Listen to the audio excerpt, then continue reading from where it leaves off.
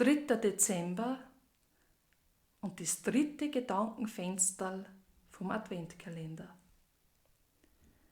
Advent, Zeit der Besinnung, Zeit für Gedanken, Zeit fürs Startsein, Zeit, sich Zeit zu nehmen.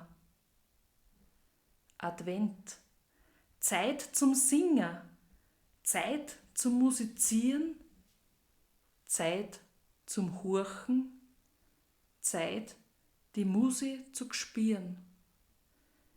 Advent, Zeit für Geschichten, Zeit für Erinnerungen, Zeit für Bräuche, Zeit für Familie.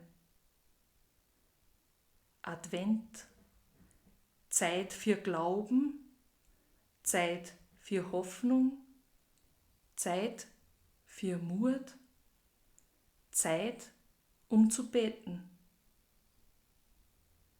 Wir sind in deiner Mitten, Herr, um unsere eigene Mitten wieder zum Finden. Das Gebet passend zu meinen Gedanken findet man auch in mein Bücherl.